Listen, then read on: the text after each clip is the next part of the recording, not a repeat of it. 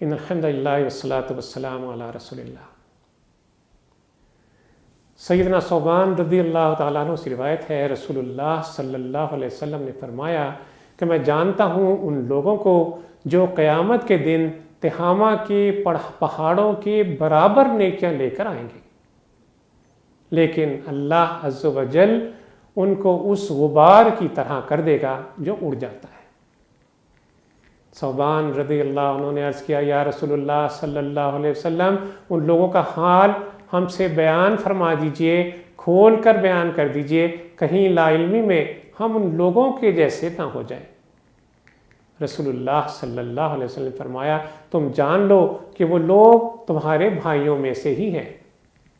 وہ تمہاری قوم میں سے ہیں، وہ رات کو اس طرح عبادت کریں گے جیسے تم عبادت کرتے ہو، لیکن وہ لوگ یہ کریں گے کہ جب اکیلے ہوں گے تو حرام کاموں کا ارتکاب کریں گے۔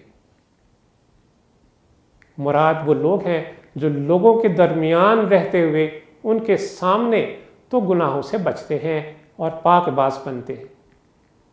اور جب وہ خلوت میں ہوتے ہیں، تنہائی میں ہوتے ہیں، تو اللہ کی حرمات کو پامال کرتے ہیں۔ انسان جب بھی کوئی گناہ کرتا ہے تو لوگوں سے چھپ کر کرتا ہے، یعنی مخلوق سے چھپ کر کرتا ہے، جبکہ خالق یعنی اللہ عز و جل اس کو دیکھ رہا ہوتا ہے۔ اب دو باتیں ہیں، نعوذ باللہ من ذالک، یا تو وہ اللہ عز و جل کو علیم، خبیر، بصیر نہیں مانتا، یا پھر اللہ کے دیکھے کو یعنی خالق کے دیکھے کو مخلوق کے دیکھے سے کم تر جانتا ہے۔ یہ دونوں حالتیں، یہ دونوں باتیں بحیثیت مسلمان ہمارے لیے انتہائی پریشانی کا باعث ہے۔ جب بھی شیطان کے بہکاوے میں آ کر کوئی گناہ آلودہ کام کرنے کا ارادہ دل میں پیدا ہو تو ان دو باتوں کو فوراً اپنے ذہن میں لائیے اور اللہ عز و جل سے استعانت طلب کیجیے۔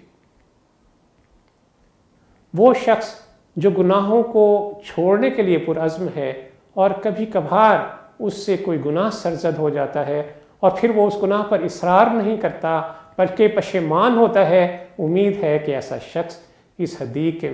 حدیث کے مصداق نہیں اور وہ ان لوگوں میں داخل نہیں۔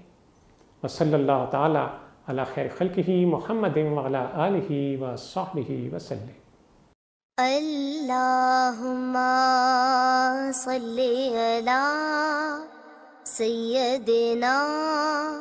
محمد وعلی آلہ وصحبہ وسلم۔ اللہم صلی علی سیدنا محمد وعلی